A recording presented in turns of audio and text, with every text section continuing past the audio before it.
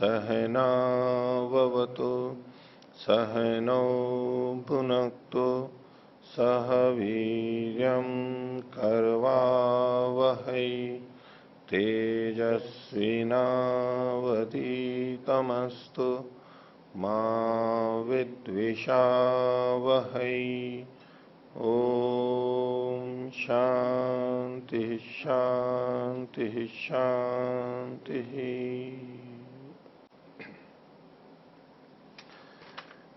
मीमांसा दर्शन की 35वीं कक्षा मीमांसा दर्शन के प्रथम अध्याय के द्वितीय पाद का दूसरा सूत्र हम देख रहे थे।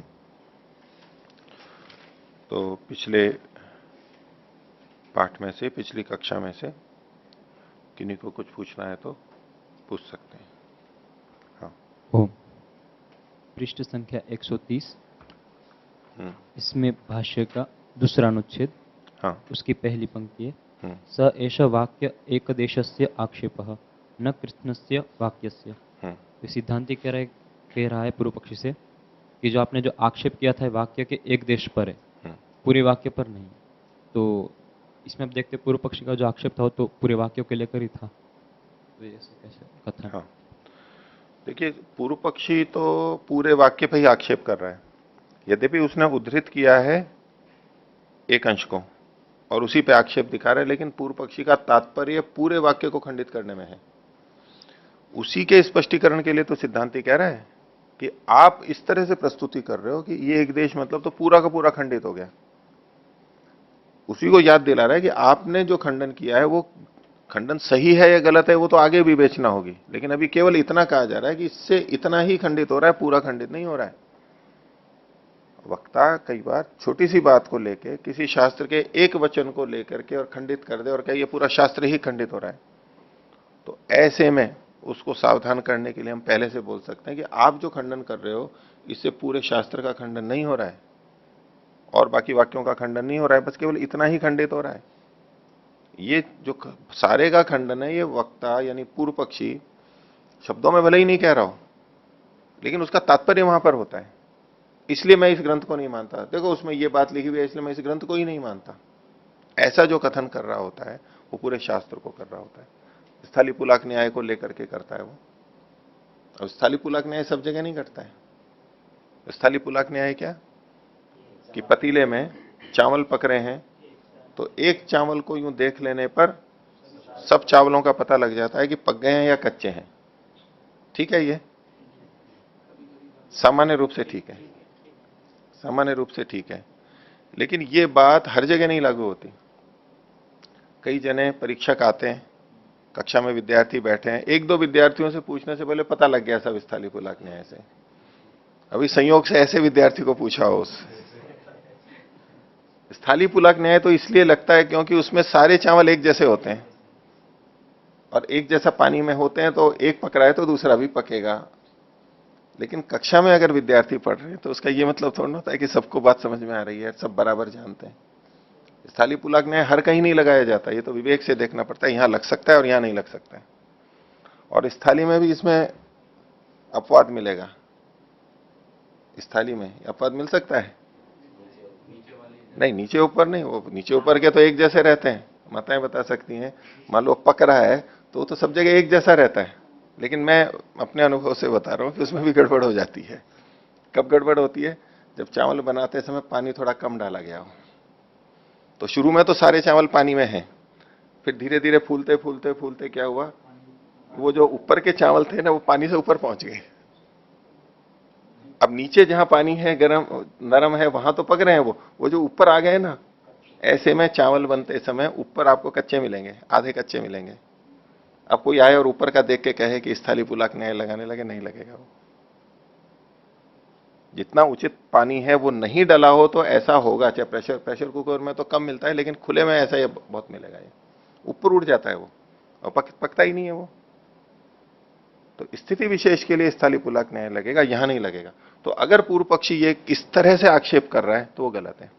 और इस वाक्य में जो ये जो पहला वाक्य आपने पूछा था, स एष वाक्य कि देश से आक्षेपो न कृत्स्न से वाक्य से, इसमें भी मैं तात्पर्य आपको ये बता रहा हूं कि कृत्स्न वाक्य ये प्रथम दृष्टया इस पंक्ति का क्या अर्थ है कि वो जो संपूर्ण वाक्य पद समूह था जिसमें एक अंश तो अर्थवाद था और बाकी विधि वाक्य था, तो उस एक अर्थवाद वाले अंश को खंडित करने से शेष विधि वाक्य खंडित नहीं होता। ये इसका प्रथम दृष्टया अर्थ आ रहा है वाक्य से, लेकिन ये इसका उचित अर्थ नहीं है। क्यों नहीं है?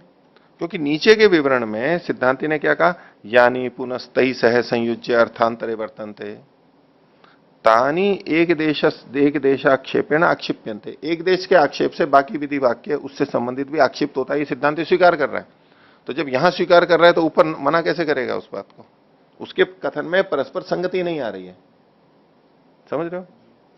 इसलिए इस प्रथम पंक्ति के अर्थ में क्या घटाएंगे वक्ता के अभिप्राय को, न कृष्ण से वाक्य मतलब न कृष्ण से आम्नायस्य।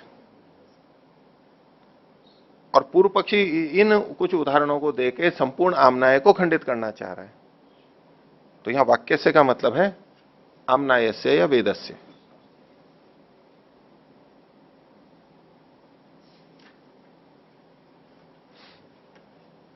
हाँ, और कुछ और एक है पृष्ठ संख्या 131, इसके भाष्य की पहली पंक्ति है, स्तेनम मनः अनृतवादिनी वाक इत्यवम जातीय का नाम धर्मम प्रति अप्रमाण्यम।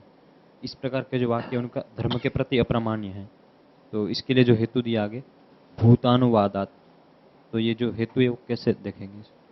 हाँ, देखो भूतानुवाद का मतलब है ऐसा हुआ और उसका कथन किया जा रहा है, ऐसा होता है और उसका कथन किया जा रहा है। जैसा लोक में देखा जाता है, जैसा लोक में होता है, यथाभूत अर्थ, जो कि इन्होंने हिंदी में भी लिखा है यथाभूतार्थ। यथा शब्द साथ में जोड़ दिया। भूतार्थ का मतलब यथाभूतार्थ, जैसा हुआ है वैसा। तो लोक में जैसा हुआ है वैसा यदि कोई कथन करे तो उसका यह मतलब नहीं होता कि उसकी प्रामाणिकता है कि हमें वैसा करना चाहिए। ये जो प्रसंग किसका चल रहा है, आम्नायस्य क्रियार्थत्वात्। क्रियार्थत्वात् तो हमें ऐसा करना चाहिए, लोक में ऐसा प्रचलित है, उस बात को बताने वाला कोई वाक्य हो तो हम उससे ये अर्थ निकालें कि यहां क्रिया तो कही नहीं गई है लेकिन शास्त्र का वचन है, इसलिए हम वहां पर चाहिए अर्थ करके कि हमें भी ऐसा करना चाहिए। ये गलत हो जाएगा। जैसे कि लोक में थोड़ा झूठ तो चलता ही है, प्रचलित है, आटे में नमक के बराबर झूठ तो चलता ही है। ऐसा लोक में होता है, शास्त्र में नहीं कहीं मिल रहा है, लेकिन लोक में ऐसा देखा जाता है। इसको यदि किसी वाक्य में कथन किया गया और शास्त्र में ऐसा वचन आ जाए कि ऐसा होता है, तो अब ये भूतार्थवाद है केवल, इसमें हमें भी ऐसा करना चाहिए ये नहीं कहा जा रहा है। अधिकतर लोग या लोक में देखा जाता है काम करने पर पैसा देके अपना काम करवा लेते हैं, रिश्वत देते हैं, ऐसा देखा जाता है। इसका ये मतलब नहीं है हमें करना चाहिए। बहुत लोग बीड़ी सिगरेट पीते हैं, शराब पीते हैं, ये बहुत सारी चीजें करते हैं। तो लोक में अधिकतर ऐसा होता है, इसलिए हमें करना चाहिए ये नहीं। ठीक है, और व्यापक उदाहरण दो। वैसे तो ये सब में है कि हर घर में झगड़े होते हैं, और खासतौर से पति पत्नी है। अब शायद ही कोई घर छूटा हो, इनसे बीड़ी सिगरेट से भी व्यापक, शराब से भी व्यापक ये मिलेगा कि हर घर में झगड़े होते हैं। तो ठीक है, ऐसा कोई भूतार्थवाद हो इसलिए कि हाँ हमें भी घर में झगड़े करने चाहिए, ये तो कोई बात नहीं। सांख्य दर्शन में जो सूत्र आता है, कुमारी शंखवत जो उदाहरण दिया, द्वाभ्याम भी विरोध है, वो अलग हो गया। बहुवीर योगे विरोधो रागादि भी कुमारी शंखवत। बहुत व्यक्ति होते हैं, उनका योग होता है, यानी अनेक व्यक्ति जब होते हैं तो उसमें रागादि के कारण से विरोध होता ही है। कैसे? कुमारी शंखवत, कुमारी ने शंख पहन रखे हैं, यानी आज की दृष्टि से घुंघरू कह लीजिए आप, घुंघरू या तो पाइजेब कह लीजिए, जो भी है। तो शंख एक आभूषण के रूप में, तो शंख चलते हैं तो वो तो अड़ेंगे, खड़खड़ खड़खड़ आवाज आएगी घुंघरू की तरह से। तो अनेक होंगे तो ये होगा। अब ये क्या कथन है? बहुवीर योगे विरोध हो रागादि भी कुमारी शंखवत, एक तरह का भूतार्थ कथन है ना, कैसा होता है। फिर कहा बाभ्याम भी तथैव, दो जने हो तब भी झगड़ा होता है। वो कहते हैं ना भाई, बर्तन पास पास है तो खड़केंगे ही। साथ साथ मज रहे हैं, रखे हैं, तो आवाज तो होगी, खड़केंगे। तो दो आदमी रह रहे हैं, यानी पति पत्नी और सास ससुर, जैसे बहू और सास, तो वो तो खड़केंगे, ये मान करके कह रहे हैं।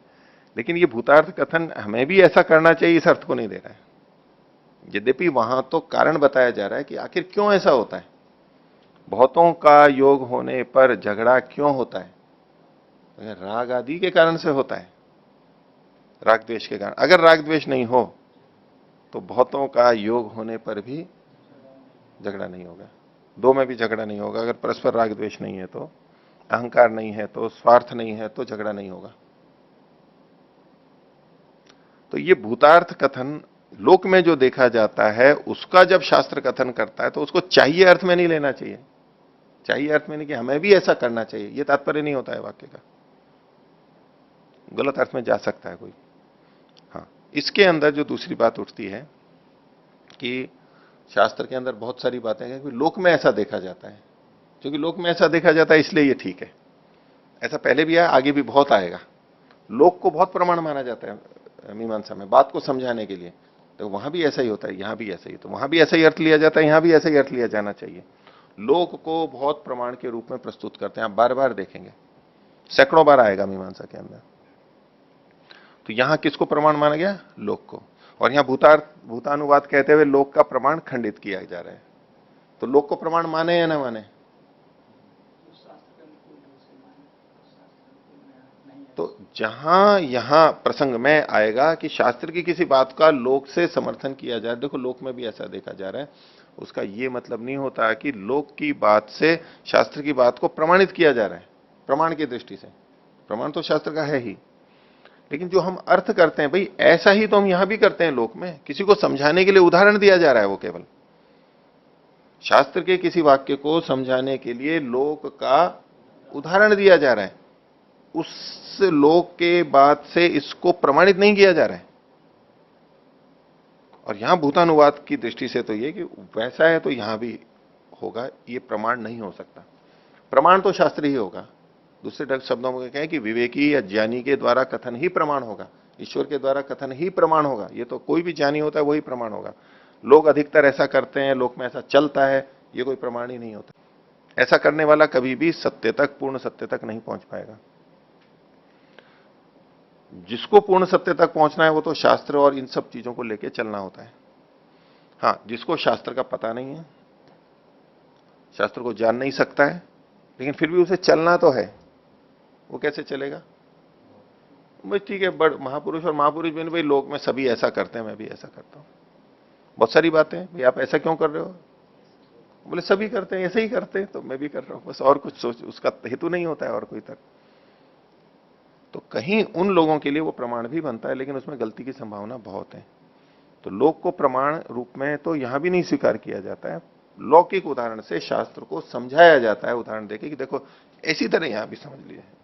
तो शास्त्र की पुष्टि के लिए, उसको समझने के लिए जो लौकिक उदाहरण दिए जाते हैं, उसका यह मतलब नहीं है कि लोक के द्वारा शास्त्र को प्रमाणित किया जा रहा है। शास्त्र ही प्रमाणित है। और यहां जब लोक के आधार पर कोई चीज ली जा रही है, यहां कोई शास्त्र का प्रमाण नहीं मिल रहा है। शास्त्र के वचन को लोक से सिद्धि किया जा रहा है, वो नहीं है यहां पर स्तेनम मन और अनृतवादिनी वाक। ये केवल भूतार्थ कथन है, इसलिए इसको प्रमाण के रूप में प्रस्तुत नहीं कर सकते। ठीक है, और कोई? ओम।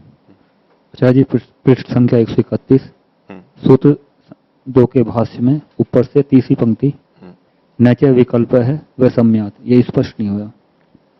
हाँ, देखिए दो बातें जो थी, स्तेनम मन अनृतवादिनी वाक।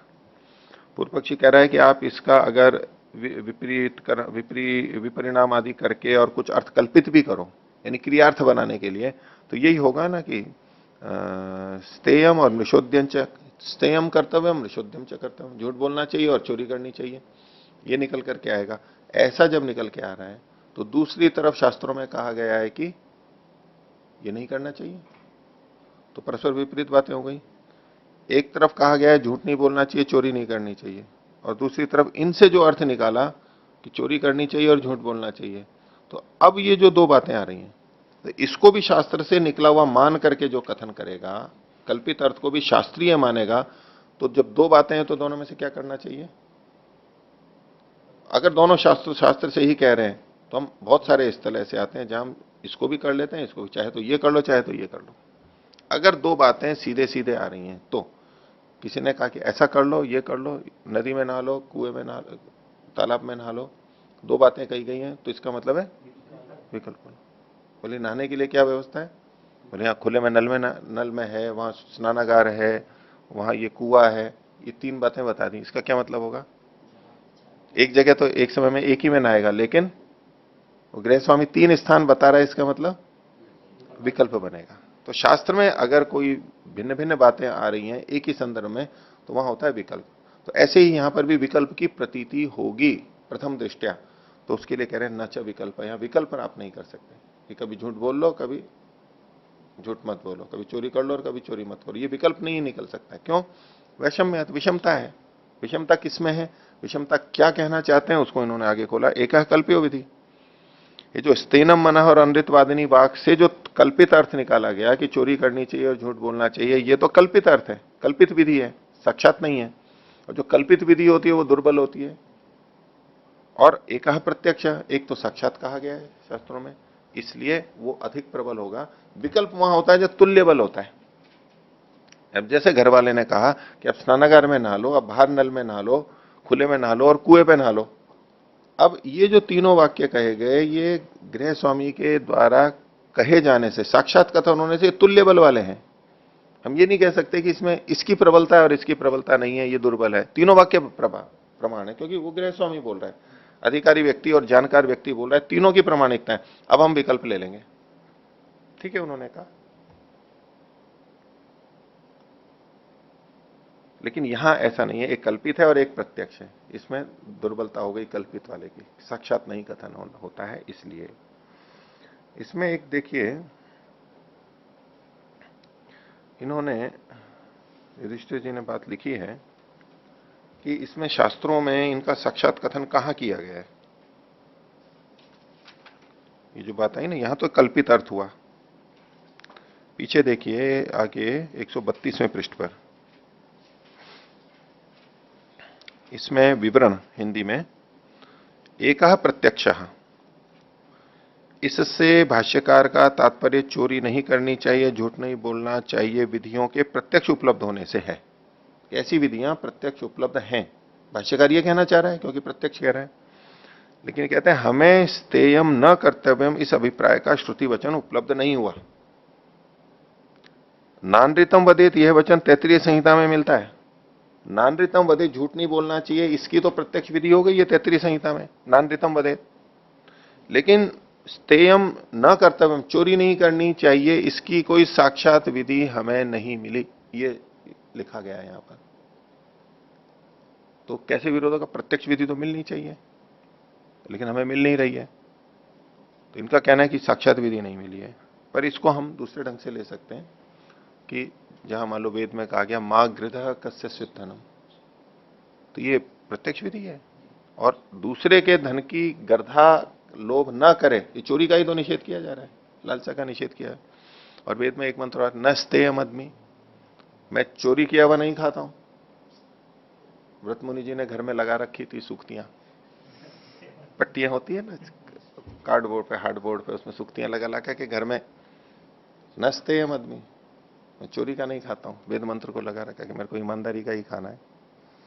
और रमताम पुण्य लक्ष्मी करके एक और वचन मिलता है, हमारे घर में पुण्य लक्ष्मी ही रहे। उसका हिंदी में अर्थ ये था कि मेरे घर में या हमारे घर में पुण्य की कमाई ही रहे और पाप की कमाई का सर्वथा नाश हो जाए।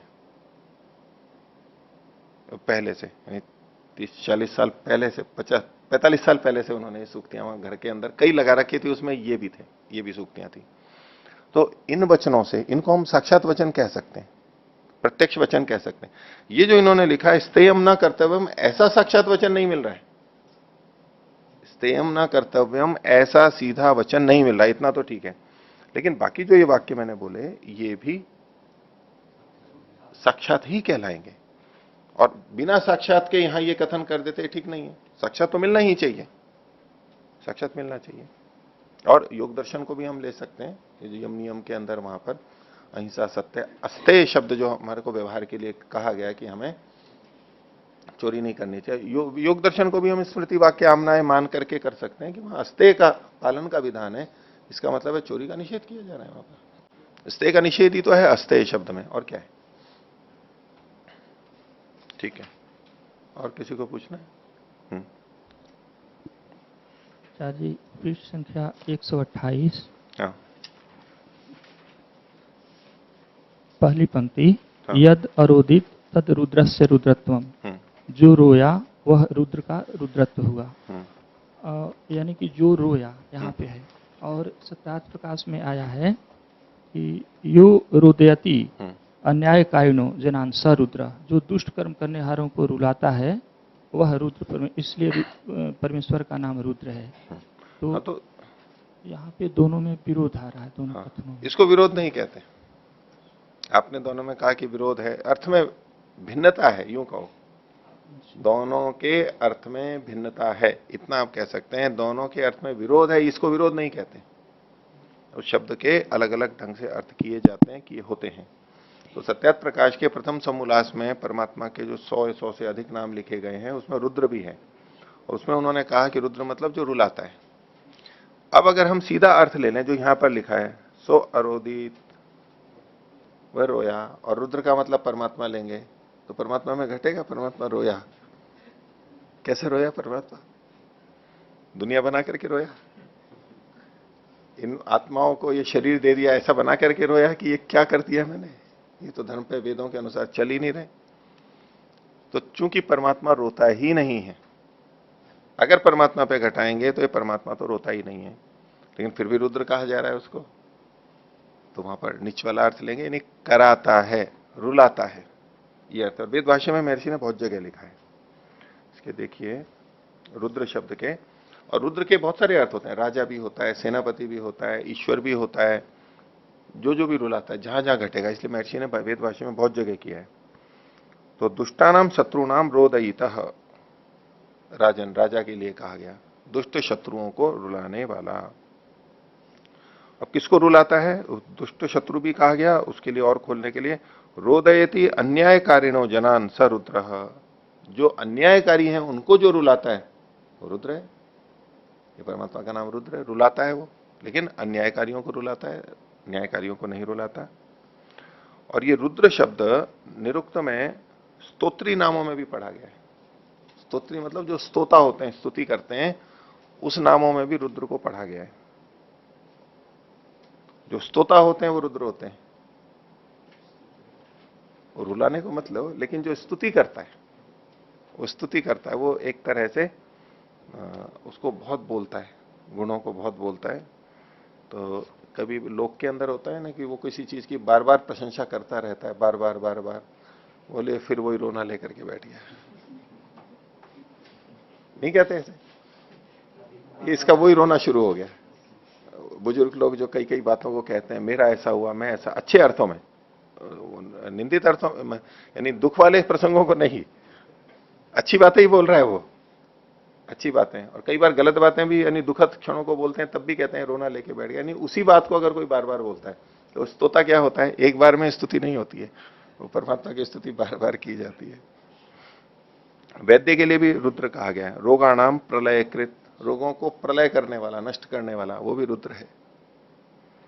और कहा रुद्रम का, यो रुद्र रोगम द्रावयति तम परमात्मा नाम। या परमात्मा अर्थ भी लिया और वैद्य के लिए भी होगा कि रुद्र, इसमें क्या क्या है ना, रुद्र, रुद्र मतलब रोग, रोग का मतलब होता है रुजती इति रोग, जो रुजा करता है, जो हमारे को पीड़ा देता है, कष्ट देता है, वो रोग है। चाहे शारीरिक हो चाहे मानसिक हो, दुख देगा, पीड़ा देगा, उसी को रोग कहते हैं। और उसको जो द्रावयति, द्रावयति मतलब उसको जो पिघला देता है, बहा देता है। द्रव मतलब तो बहाना, बहने अर्थ में, और हटा देने अर्थ में, बहा देता है। जैसे नाले में पानी डाले तो बोले गंदगी को बहा दिया इसने, अब गंदगी को बहा दिया मतलब गंदगी को साफ कर दिया है, मलिनता को हटा दिया है, शरीर से दोषों को हटा दिया है। और महर्षि ने एक जगह किया, पाप फल दाने न पापी नाम रोदई तारम ईश्वरम। परमात्मा कैसे रुलाता है? उस प्रक्रिया, दुष्टों को रुलाता है, ये तो ठीक है, अधर्मात्माओं को रुलाता है, ठीक है, कैसे रुलाता है? तो महर्षि ने यहां पर खोल दिया, पाप के फल के दान से वो पापियों को रुलाता है, उनके दुष्ट कर्मों का फल देता है, तो वो उनको रुलाना ही होता है, वो उनको रुला ही रहा होता है। और कहा पाप फल भोगे न रोदकम जीवम वा, पाप फल के भोग से जो रोदक होता है जीव के लिए भी है। और कहा रोगाणाम द्रावकस्य, द्रावक जो पीछे कहा था ना, रुद्र का द्रवण करने वाला, उसको दूसरी जगह खोला है महर्षि ने ऋग्वेद में। तो उन्होंने द्रावक को क्या खोला, रोगाणाम द्रावकस्य निस्सारकस्य। निस्सारक मतलब बाहर निकाल देना, निस्सरण, शरण वो भी गति अर्थ में पूरी तरह बाहर निकाल देने वाला।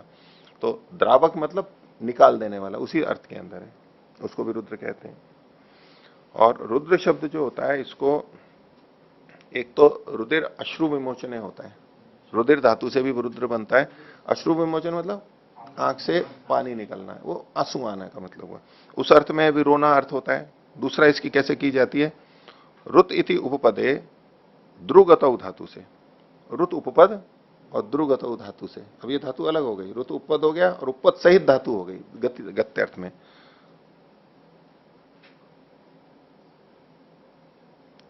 और ये भी लिखा है यद अरोदित तद रुद्र से रुद्रत्वम, यह हरिद्रविकम है। अग्नि को भी रुद्र कहा गया है।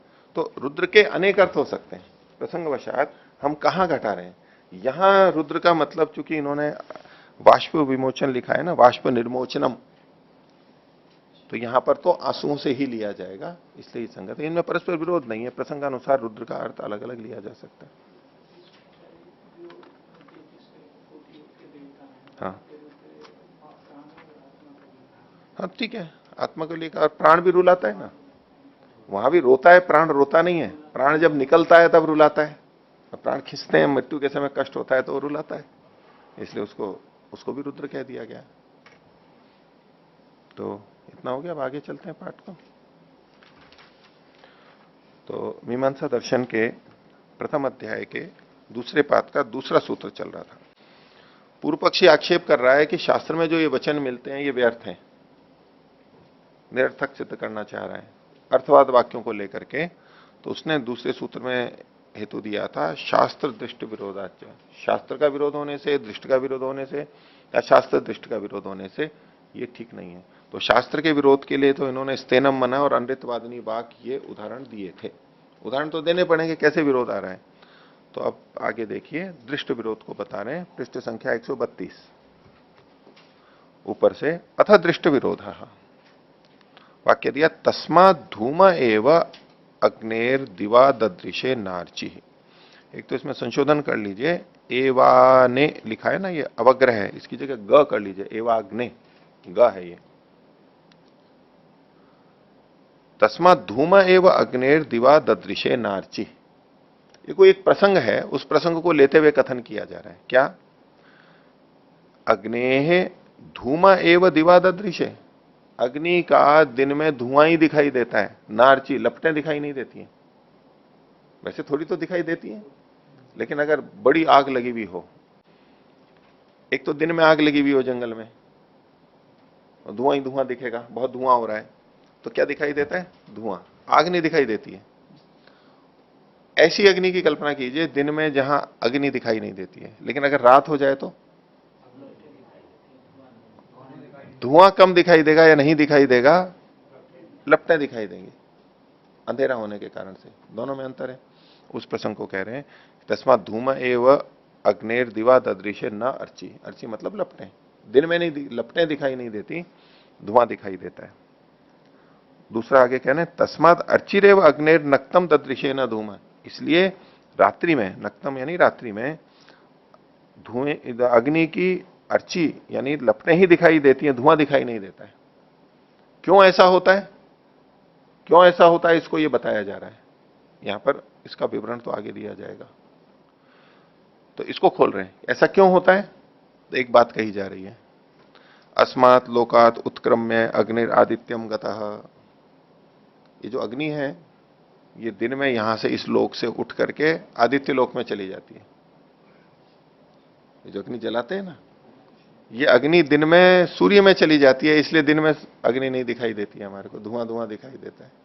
और रात्रौ आदित्य स्तंभ, रात्रि में जो आदित्य है उसमें जो अग्नि है वो तम यानी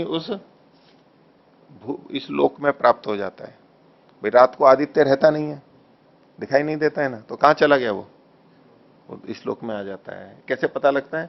क्योंकि रात में अग्नि दिखने लगती है और दिन में अग्नि नहीं दिखती है, तो अग्नि कहां चली गई? आदित्य में चली गई। ये कथन किया जा रहा है, स्वीकार्य नहीं होगा ना, अटपटा लग रहा है। यही पूर्व पक्षी कहना चाह रहा है कि अस्मात् लोकात् उत्क्रम में अग्निर आदित्यम गतः रात्रौ आदित्य तम, रात्रि में आदित्य उसको यानी इस लोक को प्राप्त होता है। रात्रौ आदित्य तम, आदित्य उसको प्राप्त होता है, उस लोक को, तम मतलब लोक को। रात्रि में आदित्य उस लोक को प्राप्त हो जाता है, इस लोक को। दिन में इस लोक की अग्नि आदित्य में चली जाती है, रात्रि में आदित्य इस लोक में आ जाता है।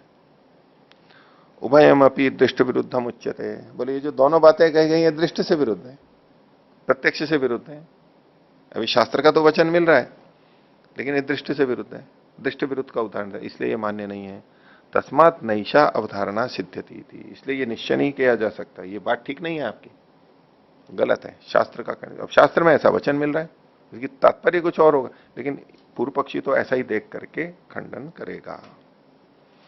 आगे दृष्ट विरोध का और उदाहरण देंगे। अपरहो दृष्ट विरोधा न चैतद विद्मो वयम ब्राह्मणा वा स्म अब्राह्मणा वा। हम ये नहीं जानते कि हम ब्राह्मण हैं या नहीं है, हम ब्राह्मण है या अब्राह्मण है, ये हम नहीं जानते। ये किस प्रसंग की बात है? यज्ञादि में जो ब्राह्मण ही उन कर्मों को करते हैं, ये जो विधान किए गए हैं वहां पर कुछ कार्य ब्राह्मणों को ही करने हैं, तो वो कहे कि भाई हमें तो पक्का नहीं पता कि हम ब्राह्मण हैं या नहीं है। ये वहां पर संशय पैदा किया गया है। ये आगे भी आएगा, नीचे देखिए टिप्पणी में, इदम वचनम उपरिष्टात, ये 2:1:32, यहां भाष्यकार ने ये वचन वहां भी उद्धृत किया है, दूसरे अध्याय के पहले पाद का 32वां सूत्र। वहां भी एक प्रसंग आएगा कि मंत्र किसे कहते हैं, तो एक लक्षण करो मंत्र का, मंत्र किसे कहते हैं, तो एक लक्षण करो, तो उन्होंने बहुत सारे वाक्य बताए, देखो यहां नहीं घट रहा, यहां नहीं घट रहा। तो ये जो वचन है ये प्रलाप वाक्य, प्रलाप ब्राह्मण वहां कहा गया है। ये प्रलाप कर रहे हैं कि हमें यही नहीं पता है कि हम ब्राह्मण है या नहीं है। या ब्राह्मण का मतलब है ब्राह्मण के पुत्र, ब्राह्मण का मतलब है जन्मना की दृष्टि से कथन किया जा रहा है कि हम किसी ब्राह्मण के पुत्र हैं या नहीं है, ये हमारे को नहीं पता है, सिद्ध नहीं है हमारे को। तो ये जो वचन मिला, अब ये वचन ब्राह्मण में मिला, शास्त्र में मिला, आमनाय में, अब इससे क्या सिद्ध हो रहा है? आमनाय इससे क्रियार्थत्वाद, वो क्रिया के लिए हो रहा है, इससे क्या क्रिया सिद्ध होने वाली है, क्या प्रयोजन सिद्ध होगा? तो इसलिए कहा इति अक्रियार्थत्वाद अनर्थकम, ये किसी क्रिया के लिए तो है नहीं, हम इससे कोई तात्पर्य निकालें और यहां क्रिया में कोई सहायक होता है ऐसा कुछ है नहीं, इसलिए यह अनर्थक है। अब इसके ऊपर नीचे इन्होंने विवरण में भी लिखा है कि इससे जो अर्थ निकाला गया, एक तो यह अर्थ हुआ, इससे पता लगता है कि एक जो प्रसंग चलता है कि ब्राह्मण कर्म से होता है या जन्म से होता है, दोनों से भी मानते हैं, कर्म से या जन्म से। अब इस प्रसंग को देखेंगे तो क्या लगेगा, ब्राह्मण कौन होता है? कैसे तात्पर्य निकालें? वाक्य में तो कुछ नहीं लिखा गया है कि जन्म से ब्राह्मण की बात कही जा रही है या कर्म से ब्राह्मण की बात कही जा रही है, वाक्य में थोड़ा ना लिखा हुआ है। लेकिन हमें ढूंढना है कि ये वाक्य जन्मना ब्राह्मण की दृष्टि से कहा जा रहा है या कर्मणा ब्राह्मण की दृष्टि से। कैसे निर्णय करेंगे? यदि दोनों पक्षों में लगा के देखेंगे, इसमें है कि हम जानते नहीं हैं कि हम ब्राह्मण हैं या नहीं है, जानते नहीं है। अब ये न जानना किस में घटेगा, जन्म वाले में या कर्म वाले में? कर्म वाले में तो नहीं घटेगा ना। अगर कर्म के आधार पर ही ब्राह्मण का निश्चय होता तो कहते हैं हम ये कर्म कर रहे हैं, हम ब्राह्मण हैं, ये तो पता ही था। पता क्या नहीं था कि मेरे पिता कौन है। अब कथन में लोक में जो भी पिता कहे जा रहे हैं वो भले ही ब्राह्मण हैं, लेकिन वास्तव में वो पिता है या नहीं हमें नहीं पता है, उसमें संदेह रह सकता है ना किसी के। तो ये वाक्य कहां जाके घटेगा? जन्मना में जाके घटेगा, नहीं तो ये वाक्य ही नहीं संगत लगेगा। तो इसके आधार पर कुछ लोग ये मानते हैं कि ये जो ब्राह्मण है, ब्राह्मणत्व तो ये गोत्वादि के समान है, और अब अपरिवर्तनीय है। ये पीछे लिखा है इन्होंने विवरण में और खंडन किया। कुमारिल भट्ट ने इस बात को कहा। अब तात्पर्य तो निकल रहा है ना इससे भी, तो आप लोगों ने भी अपने आप निकाला ना कि ये बात जन्मना ब्राह्मण पे ही घट सकती है। जन्मना ब्राह्मण यानी पिता को देखते हुए ही ये बात कही जा सकती है। कर्म की दृष्टि से तो ये वचन ही सिद्ध नहीं होगा, संगति नहीं लगेगा। तो इसके आधार पर कुमारिल भट्ट ने कहा कि जो ब्राह्मणत्व है ये गोत्व आदि के समान अपरिवर्तनीय जाति है, परिवर्तनशील नहीं है। अगर कर्म के अनुसार ब्राह्मणत्व मानेंगे तो ये तो परिवर्तनशील है। आज वो ब्राह्मण का कर्म कर रहा है, आगे नहीं करेगा, परिवर्तन हो सकता है। अपरिवर्तनशील कब कहा जा सकता है? और जन्म से। अब गाय तो गाय ही रहेगी, दूध दे या ना दे। बैल बैल ही रहेगा, भले ही हल को चलाए या ना चलाए। अपरिवर्तन, जाति परिवर्तनशील नहीं होती है, वो जन्मना जो है, ऐसा उन्होंने तात्पर्य निकाला। उसका निषेध यहां पर इन्होंने किया है कि ये जो ब्राह्मणत्व है ये कर्मणा होता है। और बहुत सारे उदाहरण हमारे यहां मिलते हैं कि जो शूद्र है वो ब्राह्मण बन जाता है, ब्राह्मण भी शूद्र बन जाता है, कर्मानुसार है। हाँ, यदि इसके साथ जन्म भी जुड़ जाता है तो उसकी गुणवत्ता होती है। वो व्यक्ति भी ब्राह्मण के कर्म कर रहा है, उसके पिता भी और दादा भी वो सब ब्राह्मण के कर्म करते आ रहे हैं, तो एक विशेष प्रभाव डालता है। उसका निषेध नहीं है, लेकिन केवल जन्म के आधार पर नहीं हो सकता है। कर्म तो होने ही चाहिए। और जो जन्मना ब्राह्मण है वो वास्तव में ब्राह्मण नहीं है, वास्तव में ब्राह्मण नहीं है वो। ठीक है, ब्राह्मण का पुत्र है इतना कह सकते हैं, वो खुद ब्राह्मण नहीं है। तो ये तो आप नीचे विवरण में देख लेना इन्होंने जिस तरह से व्याख्या की है। तो इस दृष्ट विरोध से क्या कहा इन्होंने, ये क्या कहना चाहता है कि अथ अयम अर्थ नैवैत जायते किम वा ब्राह्मणा वयम उत अब्राह्मणा एव इति प्रत्यक्ष विरुद्धम अप्रमाणम। ये प्रत्यक्ष के विरुद्ध है और अप्रमाण है। क्यों? बोले कि जो ब्राह्मण होते हैं वो जानते हैं कि हम ब्राह्मण हैं, जो ब्राह्मण नहीं है वो जानते हैं कि हम ब्राह्मण नहीं है। लोक में जो ब्राह्मण है वो बोलते हैं ना कि हम ब्राह्मण हैं। तो ये कहना चाह रहे हैं कि इस वाक्य से तो संदेह वाली बात आ रही है कि मैं ब्राह्मण हूं या नहीं हूं। लोक में तो ऐसा नहीं देखा जाता है, ब्राह्मण अपने को मानता है कि मैं ब्राह्मण हूं, इसलिए वचन गलत है। तो किसी प्रसंग में कहा गया था, लेकिन ये पूर्व पक्षी इसको पूरे को लेकर के कि दृष्ट से विरुद्ध है, प्रत्यक्ष के विपरीत है, इसलिए वो कथन ठीक नहीं है। आगे अपरह शास्त्र दृष्ट है ना विरोध। अब शास्त्र में जो दृष्ट है उसका विरोध यहां पर कहा जा रहा है। तो देखिए इन्होंने शुरुआत से क्या किया था इस सूत्र में, ये जो स्तेनम मना और अनृतवादिनी वाक था ये शास्त्र विरोध था। सूत्र में शास्त्र दृष्ट विरोध कहा गया था। आगे के धूम वाला, अग्नि वाला और ब्राह्मण वाला जो है ये दृष्ट विरोध का उदाहरण दिया। अब ये जो अंत में दे रहा है शास्त्र दृष्ट विरोध, शास्त्र दृष्ट है ना विरोध, ये तीसरा वाला अर्थ लेने। अब यहां शास्त्र दृष्ट का मतलब ये नहीं, इस तरह से नहीं जैसे पीछे शास्त्र और दृष्ट का अर्थ लिया गया था अलग अलग, उसको जोड़ा नहीं गया है यहां पर। शास्त्र मतलब शास्त्र में और दृष्ट मतलब लोक में, उन दोनों को मिलाकर के नहीं है ये कथन कि शास्त्र में भी देखा जा रहा है और लोक में भी देखा जा रहा है, ये कथन नहीं है यहां पर। अभी हमको उदाहरण से पता लगे, यहां शास्त्र दृष्ट का मतलब है शास्त्र में प्रत्यक्ष देखा जाने से, उस तरह की व्याख्या यहां पर कर रहे हैं। देखिए तो अपरा शास्त्र दृष्टे न विरोध, तो ये शास्त्र ही है, केवल लोक वाला दृष्ट नहीं है यहां पर। कैसे? को ही तद्वेद यद अमुष्मिन लोके अस्ति वा न वा इति। तो बोले ये कौन जानता है? को ही तद्वेद, कौन वो जानता है। तत् का मतलब यहां पर है स्वर्ग। स्वर्ग को कौन जानता है? स्वर्ग को कौन जानता है कि जो अमुष्मिन लोके अस्ति, दूसरे उस लोक में यानी परलोक में वो है या नहीं है, ये कौन जानता है? ये कोई एक वचन मिला। तो यदि प्रश्नोयम अक्रियार्थत्वात् अनर्थक, ये वचन शास्त्र में मिल रहा है।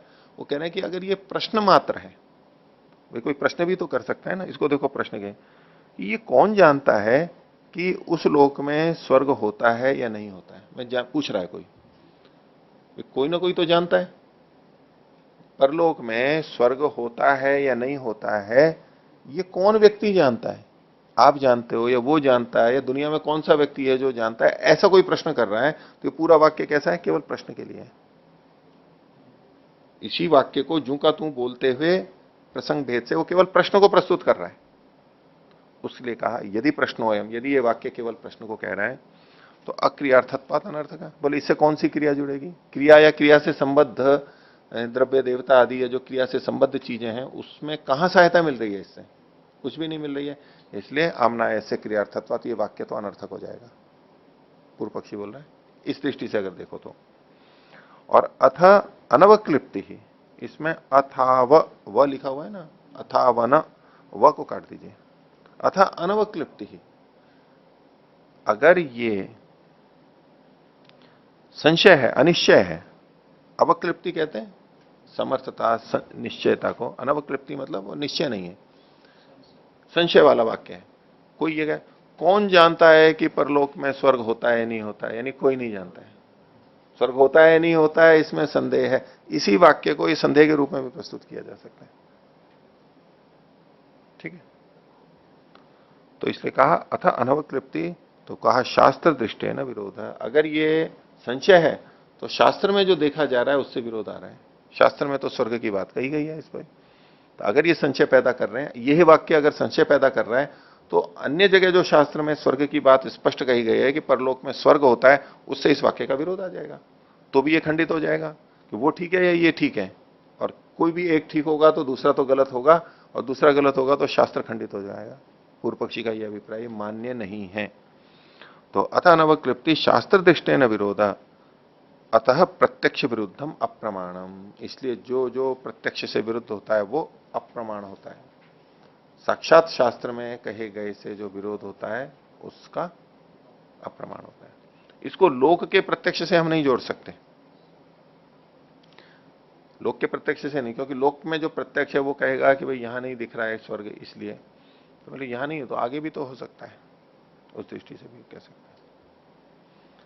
आगे देखिए तीसरा सूत्र, तथा फलाभावात, पूर्व पक्षी का ही सूत्र है, ये आमनाय को अनित्य सिद्ध कर रहा है यानी खंडित कर रहा है। तो बोले इस तथा फल अभावात, फल का अभाव होने से भी शास्त्र संगत नहीं है। कैसे? तो उसके लिए भाष्य में कहा गर्ग त्रिरात्र ब्राह्मणम प्रकृत्य उच्यते। गर्ग त्रिरात्र नाम का कोई क्रतु है, याग है, सोमयाग है, गर्ग त्रिरात्र, उसका उससे संबंधित कोई ब्राह्मण ग्रंथ है, उस समय रहा होगा कोई शास्त्र, अभी भी हो सकता है हो, उसमें तो उसको प्रकृत्य प्रारंभ करके उसको बता करके और फिर ये वचन यहां पर कहा गया है, ये किस प्रसंग का वचन है उसको केवल बताया गया है। अभी तो वाक्य क्या है, शोभते अस्य मुखम या एवं वेदा, उसका मुख सुशोभित हो जाता है। सुशोभित कैसे होता है? प्रसन्नता से या तेज से सुशोभित हो जाता है। किसका? या एवं वेदा, जो इस प्रकार से जानता है। किसके जानने की बात होगी? तो गर्ग त्रिरात्र से संबंधित बात होगी। जो इसको जान लेता है उसका मुख शोभित हो जाता है। तो शोभित, हमें जब कोई नई बात पता लगती है और बड़ी अच्छी बात लगती है, जैसे कि हमारे को पहले पता ही नहीं थी और देखो ये मैं जान गया, दूसरा तो कोई जानता ही नहीं है, तो मुख शोभित हो जाता है ना, प्रसन्नता आ जाती है। ये ज्ञान का आनंद होता है। कुछ भी जाना है तो कुछ तो प्रसन्नता आ ही जाती है। और जो बार बार जानता रहता है, खूब जानता ही रहता है, तो उसका मुख वो प्रसन्न ही प्रसन्न बना रहता है। ज्ञान का आनंद है। तो जानने से जो प्रसन्नता आई, एक तो ये, और उसके ऊपर तेज भी आ जाता है। ये एक वाक्य हुआ। अब इसकी विवेचना चल रही है। यदि भूतानुवाद, अगर ये भूत का अनुवाद है कि लोक में ऐसा देखा जाता है, कैसे? जो इसको जानता है, इसका मतलब है जो जान करके उसको ऐसा कर रहा है, गर्ग त्रिरात्र क्रतु को कर रहा है, और करने के बाद में उसके मन में प्रसन्नता आ जाती है, मुख पे प्रसन्नता आ जाती है कि मैंने ऐसा किया। तो यदि भूतानुवाद है तो बोले ये अनर्थक है, ये वाक्य अनर्थक है, उसको कहने की जरूरत नहीं है, क्योंकि भूत का अनुवाद है, भूत में तो लोक में देखा ही जाता है, तो ये तो कथन क्या करना है? जब लोक में देखा ही जाता है तो उसका कथन करने की क्या आवश्यकता है? सूर्य के उगने पर प्रकाश होता है, ठीक है, हमें पता है। पानी से प्यास बुझती है, और हमें लोक से पता है, तो उसका वचन करने की, विधि करने की कोई आवश्यकता नहीं है, पता है हमारे को।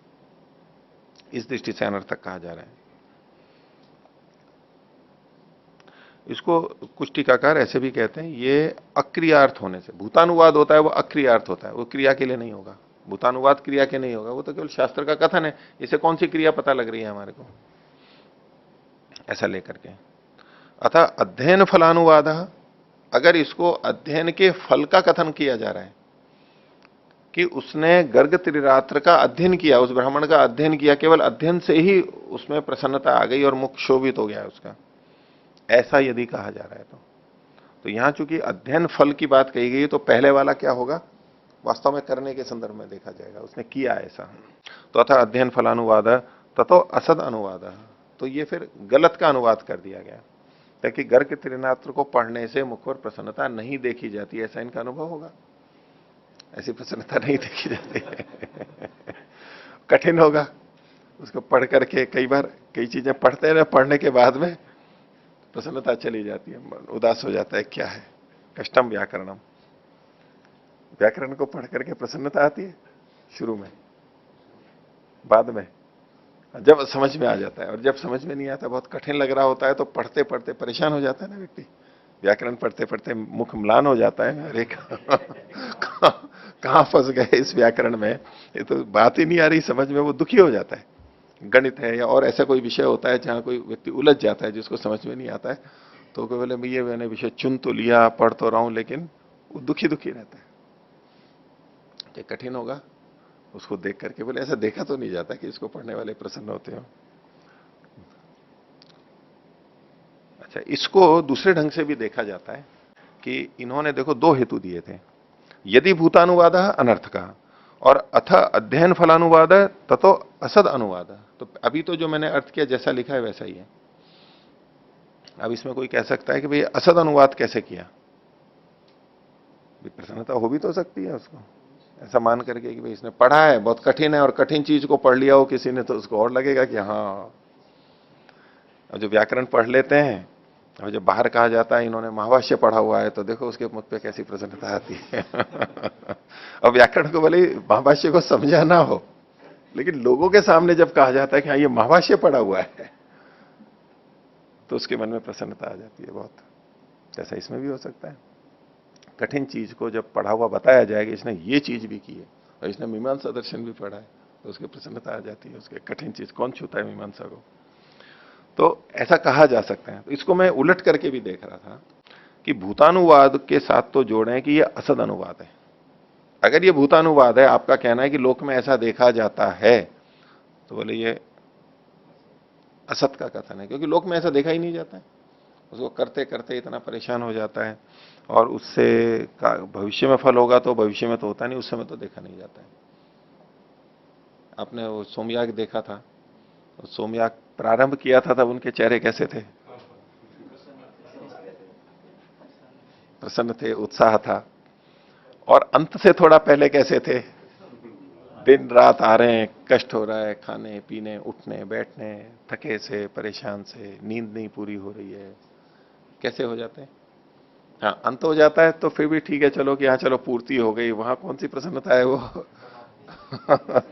कि अब ये काम समाप्त हुआ, चैन आया, इससे पिंड छूटा, वो एक प्रसन्नता अलग होती है। एक कार्य मेरा संपन्न हुआ और उसकी संतुष्टि हो कि हाँ बहुत अच्छा हुआ। विद्यालय छोड़ के जब ब्रह्मचारी जाते हैं या विद्यार्थी जाते हैं, कक्षा की समापन की घंटी होती है तो खूब खुश होते हैं। अंतिम घंटी जो लगती है ना, उसमें बच्चों की प्रसन्नता किसके कारण से होती है? अधिकांश की कह रहा हूं। आज मैंने इतना पढ़ा है, देखो बच्चे विद्यालय से निकल रहे हैं कि कितना प्रसन्नता है इनको, देखो पढ़ना चाहिए फिर तो विद्यालय में जाने के लिए, ऐसा कोई अर्थ ले तो ये तो अलग तात्पर्य फिर हो जाएगा। वो तो छूटे हैं इसकी उनको खुशी है, तो अंत में जो खुशी है, तो बोले कि ये तो दृष्ट असद अनुवाद है, ऐसा है, होता ही नहीं है। भूतानुवाद है, असद अनुवाद है। दूसरा इसको लेंगे अतः अध्ययन फलानुवाद है, अध्ययन फल का ही अनुवाद है, तो बोले अनर्थक हो जाएगा। क्या अनर्थक हो जाएगा? इसको करना अनर्थक हो जाएगा। यदि अध्ययन से ही मुख पर इतनी प्रसन्नता आ जाती है तो इसको करेगा क्यों? तो मुख में प्रसन्नता ही आना, तेज आना ही तो फल था इसका, और वो अध्ययन से आ गया है, तो अध्ययन से आ गया है तो करने की क्या जरूरत है? इसलिए वो अनर्थक हो जाएगा, उसका व्यवहार अनर्थक हो जाएगा। इस दृष्टि से भी इसको देख सकते हैं, लेकिन दोनों तरह संगति लगती है। आगे देखिए, कालांतरे फलम भविष्यति इति चेत, कोई कहे कि नहीं यहां तो फल नहीं हो रहा है, बाद में होगा, तो बोले न ही अत्र प्रमाणम अस्ति, इसमें भी कोई प्रमाण नहीं है कि बाद में होगा, अभी तो हो नहीं रहा है। बोले नहीं बाद में होगा। भाई बाद में होगा इसमें क्या प्रमाण है? कुछ प्रमाण तो दो। आगे वो क्या है कि विधि स्याद इति चेत, कोई कहे कि नहीं ये विधि की जा रही है, विधि की जा रही है, विधि कह सकते हैं ना। देखो यहां स्तुति की गई, प्रशंसा की गई ना, इसको कोई कह सकता है कि भाई अनर्थक क्यों है, शोभते अस्य मुखम या एवं वेद, इसका मुख शोभित हो जाता है जो इसको जानता है, ऐसा कहते हुए प्रशंसा की जा रही है। और प्रशंसा की जा रही है, उसका फल बताया जा रहा है, तो फल के माध्यम से विधि, या तो फल की विधि मानेंगे इसको, इसके करने से होता क्या है, बोले मुख प्रसन्न हो जाता है, मुख सुशोभित हो जाता है, ये फल का कथन है, फल विधि है। अथवा अर्थवाद की दृष्टि से ले लेंगे कि उसकी तरफ प्रेरित किया जा रहा है इसको कथन, तो यहाँ फल विधि की दृष्टि से कह रहे हैं कि विधि से आदिति चेत, यहाँ विधि का मतलब है फल विधि, ये फल की विधि की जा रही है। वास्तव में ऐसा होता है, अभी ही होगा ऐसा नहीं कह रहे हैं, हो जाएगा, भविष्य में होगा, फल की विधि की जा रही है। तो बोले नैश विधि पर, ये वाक्य विधि वाला नहीं है, फल की विधि की जा रही है ऐसा नहीं है। अब सामान्यतः हम देख के कह सकते हैं ना कि हाँ फल की विधि की जा रही है, ऐसा करेंगे तो मुख सुशोभित हो जाएगा, बोले नहीं फल की विधि नहीं है। क्यों नहीं है, उसके लिए कारण दिया, मीमांसा का एक सूत्र आगे दे रहे हैं। द्रव्य संस्कार कर्मसु, ये सूत्र इन्होंने थोड़ा दिया है भाष्य में, संकेत केवल किया, इसकी संख्या नीचे लिखी हुई है 4, 3, 1, चौथे अध्याय के तीसरे पाद का पहला सूत्र है। तो द्रव्य संस्कार कर्मसु परार्थत्वात् फलश्रुतिर अर्थवादः स्यात्, ये मैं सूत्र का बाकी का अंश बोल रहा हूं। इसका मतलब क्या है, द्रव्य संस्कार और कर्म, द्रव्य मतलब याग में जो द्रव्य काम में लिए जाते हैं वो, संस्कार को अलग अलग तरह के किए जाते हैं, और कर्म मतलब क्रियाएं, ये सब परार्थ होती है, यानी मुख्य कर्म के लिए होती हैं। इसलिए इनकी जो फल की श्रुति है वो अर्थवाद है स्यात्, वो केवल अर्थवाद मात्र होती है, वो फल श्रुति नहीं होती है। कोई कहने लगे यहाँ फल का कथन है, बोले नहीं फल का कथन नहीं है, केवल अर्थवाद है, इस सूत्र को उद्धृत करते हुए कहा। तो इति चिंतयिष्यति एतद उपरिष्टात चिंतयिष्यति, इस विषय में ऊपर से मतलब आगे का चिंतन करेंगे, आगे आएगा, चौथे अध्याय में आने वाला है, इसलिए उपरिष्टात बोलते हैं। पहले वाला नीचे और आगे वाला ऊपर का कहा जाता है, आगे भविष्य में इसका चिंतन करेंगे, इसका अलग से अधिकरण बनाया गया है। किम फल विधि उत अर्थवाद है, वहां जो प्रश्न उठाया गया है क्या है कि ये फल विधि है या अर्थवाद है। इस वाक्य को देख करके संशय हो सकता है ना कि फल की विधि है या अर्थवाद है, तो ये वहां उस अधिकरण में कहा गया है। तो प्रश्न ये उठ रहा है कि वहां जब कहा गया है तो यहां क्यों कहा गया ये, तो बता रहे हैं कि यहां कुछ अलग प्रयोजन है, यहां भिन्नता है उसकी, और यहां पर भिन्नता है, यद्यपि यही उदाहरण लिया गया है और संबद्ध है, लेकिन यहां भिन्नता है। हर अधिकरण कुछ न कुछ भिन्नता लिए हुए होता है। ये इन दो अधिकरणों की समानता प्रतीत हो रही थी, उसका स्पष्टीकरण यहां दिया जा रहा है। यह तू किम भूतानुवाद क्रियार्थो वा, ये जो वाक्य है ये भूतानुवाद है या क्रिया के लिए, ये प्रश्न यहां पर है। वाक्य वही है, लेकिन दोनों अधिकरणों में अंतर क्या हुआ, यहां पर प्रसंग है कि ये भूतानुवाद है या क्रिया के लिए। भूतानुवाद होगा तो क्रिया के लिए नहीं होगा, और क्रिया के लिए है तो भूतानुवाद नहीं होगा, ऐसा मान करके कि भूतानुवाद है या क्रिया है। जबकि वहां क्या था, ये फल विधि है या अर्थवाद है, वहां ये प्रश्न था इसी वाक्य के लिए, इसलिए दोनों अलग अलग हैं। इसलिए इसके स्पष्टीकरण करने, तेना न फल विदित्वात् निराकृतस्य इह अनर्थको अर्थवाद विचारयति। कोई कहने लगे यहां ये जो अर्थवाद का विचार किया जा रहा है ये अनर्थक है, व्यर्थ है, क्योंकि ये तो आगे कहा ही जा रहा है, ये अनर्थक नहीं है। कैसे नहीं है, तेना न फल विदित्व निराकृतस्य, न को तो हम बाद में लेंगे, अर्थवाद यह अनर्थको अर्थवाद विचार इति न, ये ऐसा नहीं है, ये न को तो यहां अंत में लेंगे, यहां इधर क्या लेंगे, तेना फल विधित्वात, फल विधि से अलग करने से, ये फल विधित्वात यहां पर अपादान के अंतर्गत अर्थ लेंगे, हेतु में नहीं कर रहे हैं, फल विधि से इसको पृथक कर दिया है वहां पर। तेना फल विधित्वात निराकृत से, फल विधि से निराकृत कर दिया गया कि ये फल विधि नहीं है, यानी उससे बहिष्कृत कर दिया गया होने से यह अनर्थ को अर्थवाद विचार। जब वहां पर उसको फल विधि से निराकृत किया गया तो उसको अर्थवाद माना गया था, तो जब वहां अर्थवाद निश्चित ही हो गया था, तो यहां पर जो इसके अर्थवाद का विचार किया जा रहा है ये गलत है, क्योंकि वो अर्थवाद है, ये तो वहां निश्चय हो ही गया था, और जब अर्थवाद है तो यह भूतानुवाद नहीं होगा, ये मान करके। पर ये कह रहे हैं कि वहां प्रसंग था ये फल विधि है या अर्थवाद है, ये निश्चय करने के लिए वहां था, यहां भूतानुवाद है या अर्थ क्रियार्थ है, इसके लिए यहां पर कहा गया। आगे आज से प्रजायाम वाजी जायते या एवं वेद इति च उदाहरणम, एक और उदाहरण दे दिया, वो या एवं वेद केवल उदाहरण दे दिया, इसको व्याख्या वैसे ही समझ लेनी चाहिए, प्रसंग प्रश्न आदि कि आज से प्रजाएं बाजी जाए थे या एवं वेद, जो इस प्रकार से जान लेता है, जो इस प्रकार से जान लेता है, वो क्या जान लेता है, वो यहां प्रसंग पता नहीं लग रहा है। ये वचन कहां का है, ये भी युधिष्ठिर जी ने लिखा है नीचे, अनुपलब्ध मूलम वचनम, इसका वचन कहां का है ये पता नहीं, लेकिन ये वचन यहां दिया गया है कि अस्य प्रजायाम वाजी जायते, इसकी प्रजा में, इस व्यक्ति की जो संतानें हैं उसमें वाजी उत्पन्न होता है। वाजी का मतलब है जिसका वाज होता है, वाज का मतलब है अन्न, अन्न वाली संतान उत्पन्न होती है, खूब अन्न धन दाने वाली संतान उत्पन्न होती है, जो ऐसा जान लेता है। तो ये वचन भी वैसा ही प्रश्न होगा, तथा फल अभावात, फल के न देखे जाने से इस तरह के वचन भी निरर्थक हैं, अप्रामाणिक हैं, ये पूर्व पक्षी ने बात को रखा है। तो आज का पाठ इतना ही रखते हैं।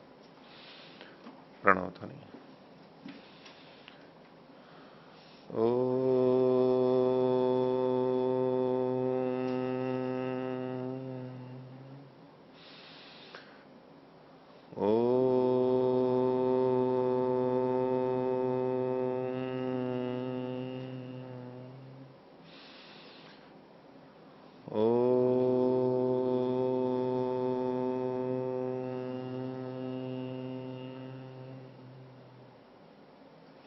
सभी को सादर अभिवादन।